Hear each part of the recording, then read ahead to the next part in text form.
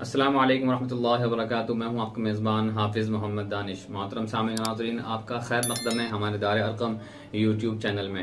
آپ نے جو سوالات ہم تک پہنچائے ہیں ان کے جوابات کے لیے ہمارے ساتھ موجود ہیں مفتی احمد بن محمد ارشد خان صاحب. جی مفتی صاحب، عبدالعلیم بھائی بٹلہ ہاؤس سے معلوم کرتے ہیں، ہم نے ایک پلاٹ 20 لاکھ میں خریدا تھا جس کی ہر سال کی قسطیں ادا کر رہے ہیں، تو اس میں زکوٰۃ کا کیا مسئلہ ہے؟ بسم اللہ الرحمن الرحیم. الحمدللہ وحدہ والصلاة والسلام علی من لا نبی بعدہ. اما بعد، مذکورہ سوال کا جواب یہ ہے کہ بہت سی مرتبہ آدمی جب کوئی پلاٹ خریدتا ہے یا فلیٹ خریدتا ہے تو اس کے پیسوں کی ادائیگی قسطوں کی شکل میں طے ہوتی ہے. مثال کے طور پر کسی آدمی نے 20 لاکھ کا یا 25 لاکھ روپے کا کوئی فلیٹ خریدا اور یہ طے ہوا کہ آپ کو سالانہ 5 لاکھ روپے ہمیں ادا کرنے ہیں، تو اس آدمی پر زکوٰۃ کا مسئلہ یہ ہے کہ جب وہ آدمی اپنی زکوٰۃ کا حساب کرے گا تو وہ اپنے پیسوں میں سے پورے 25 لاکھ کو مائنس نہیں کرے گا، بلکہ وہ سالانہ جو اسے قسط ادا کرنی ہے ان 5 لاکھ روپے کو وہ اپنے بقیہ پیسوں سے مائنس کرے گا. مائنس کرنے کے بعد بھی اگر اس کے پاس اتنے پیسے بچ جاتے ہیں جتنے پیسوں پر زکوٰۃ واجب ہوتی ہے، یا اس کے پاس سونا چاندی ہے اور وہ سونا چاندی نصاب کے برابر ہو جاتا ہے، تو پھر اس آدمی پر زکوٰۃ واجب ہوگی.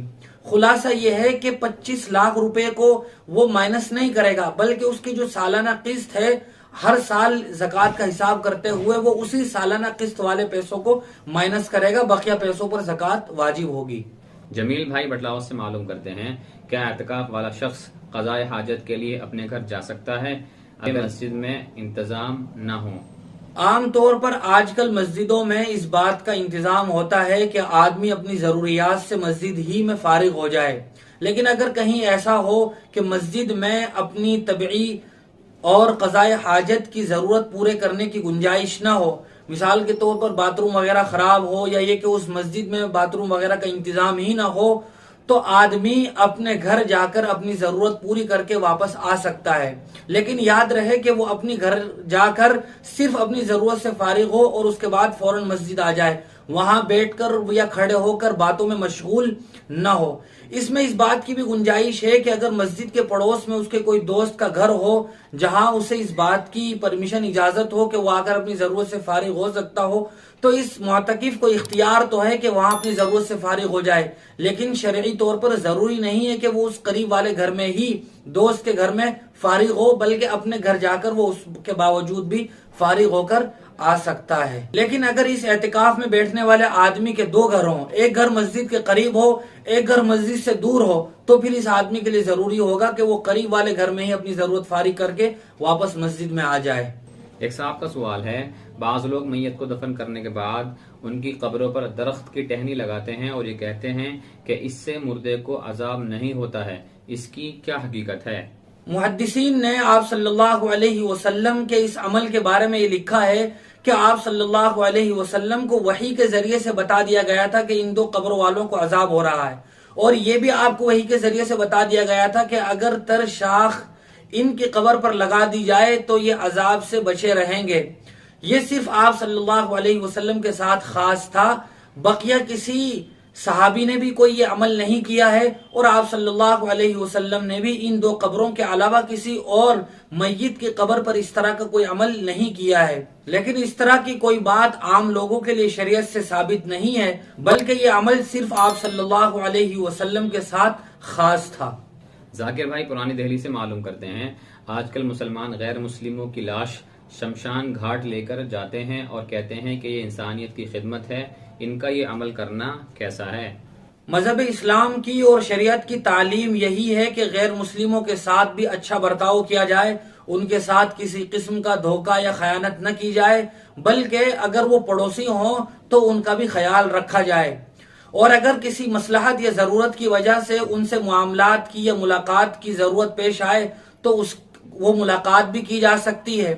اور اگر کوئی غیر مسلم پڑوسی بیمار ہو جائے تو اس کی عیادت بھی کی جا سکتی ہے. غیر مسلم پڑوسی کے گھر کسی کا انتقال ہو جائے تو تعزیت بھی کی جا سکتی ہے. لیکن یاد رکھنا چاہیے کہ انتقال کے بعد یا کسی خوشی کے موقع پر غیر مسلموں کے مذہبی معاملات میں کسی مسلمان کے لیے شرکت جائز نہیں ہے. ان کے جو ریلیجیس پروگرام ہوتے ہیں یا جو ریلیجیس اور مذہبی معاملات ہوتے ہیں ان میں کوئی مسلمان شریک نہیں ہو سکتا. پچھلے دنوں یا آج کل بھی بہت سارے مسلمان جو غیر مسلموں کی میت کو شمشان گھاٹ میں لے کر جاتے ہیں اور وہاں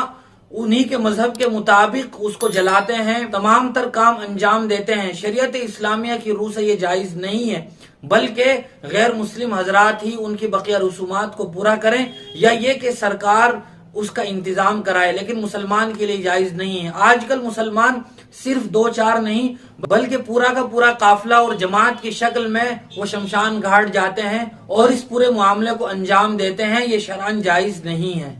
بلال بھائی شاہین باغ سے معلوم کرتے ہیں، ہم کچھ دوست ہر مہینے پیسوں کی کمیٹی ڈالتے ہیں، ان پیسوں پر زکوٰۃ کا کیا مسئلہ ہے؟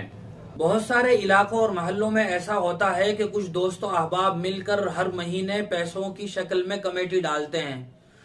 اور جس کے نام بھی قرعہ اندازی میں پرچی نکل آئے اسے وہ پورے پیسے دے دیے جاتے ہیں اور ہر ساتھی اخیر تک مکمل پیسے ڈالتا رہتا ہے. زکوٰۃ کا مسئلہ اس میں یہ ہے کہ جس آدمی نے کمیٹی ڈالی ہو، اگر کمیٹی میں ڈالے ہوئے پیسے اور اس کے پاس جو پیسے ہیں دونوں مل کر اتنے ہو جائیں جو ملکیت نصاب کے برابر ہو جاتے ہوں تو پھر زکوٰۃ واجب ہو جائے گی. دوسری شکل یہ ہے کہ جتنے پیسے اس نے کمیٹی میں ڈال دیے ہیں وہی پیسے صرف اس کی ملکیت میں ہیں، بقیہ اس کے پاس کوئی پیسے نہیں ہیں، تو کمیٹی میں ڈالے ہوئے پیسے اگر ملکیت نصاب کے برابر نہیں پہنچتے ہیں تو پھر زکوٰۃ واجب نہیں ہوگی. لیکن کچھ پیسے اس کے پاس ہیں، مثال کے طور پر 20,000 روپے اس کے پاس ہیں اور 30,000 روپے کی اس نے کمیٹی ابھی تک ڈالی ہوئی ہے، تو دونوں کو ملا کر وہ اتنے ہو جاتے ہیں جو نصاب کے برابر بنتے ہیں، تو پھر اس پر زکوٰۃ واجب ہوگی. مشرف بھائی شاہین باغ سے معلوم کرتے ہیں، ایک صاحب نے رمضان کے اخیر عشرے کی اعتکاف کی منت مانی تھی لیکن کسی وجہ سے وہ اعتکاف فاسد ہو گیا، تو اب اس کا کیا طریقہ ہے؟ اعتکاف کی 3 قسمیں ہیں. ایک اعتکاف واجب ہوتا ہے، ایک سنت ہوتا ہے، ایک نفلی اعتکاف ہوتا ہے. واجب اعتکاف وہ ہوتا ہے کہ جس آدمی نے منت مانی کہ اگر میرا فلاں کام ہو گیا تو میں اتنے دنوں کا اعتکاف کروں گا، جیسا کہ مذکورہ سوال میں ہے کہ میں رمضان کے اخیر عشرے کا اعتکاف کروں گا، تو اب یہ اعتکاف کام کے اور مراد کے پورا ہونے پر اس آدمی پر واجب ہوگا. اگر درمیان میں ٹوٹ جاتا ہے تو پھر اگلے سال اس پورے اعتکاف کی عزت قضا کرنی پڑے گی. لیکن اگر مسنون اعتکاف ہو، جیسا کہ رمضان کے اخیر عشرے میں آدمی اپنی مرضی سے سنت کی نیت سے کرتا ہے، اگر وہ کسی وجہ سے ٹوٹ جائے تو رمضان کے بعد یا رمضان ہی میں اعتکاف کے ٹوٹ جانے کے بعد اگلے دن یا 2 دن بعد صرف 1 دن کی قضا کرنی پڑے گی. کسی بھی دن آ کر غروب آفتاب کے وقت مغرب سے پہلے بیٹھ جائے، دوسرے دن روزہ رکھے اور پھر مغرب کے وقت اس کا اعتکاف مکمل ہو جائے گا. بہت شکریہ محمد صاحب آپ کا. اسی طرح کی مزید مسائل کی جانکاری کے لیے آپ اپنے سوالات ہمارے YouTube چینل کے کمنٹ باکس میں بھیج سکتے ہیں، اور مزید جانکاری کے لیے ہمارے دار ارقم YouTube چینل کو سبسکرائب بھی کریں، لائک بھی کریں، شیئر بھی کریں. جزاک اللہ.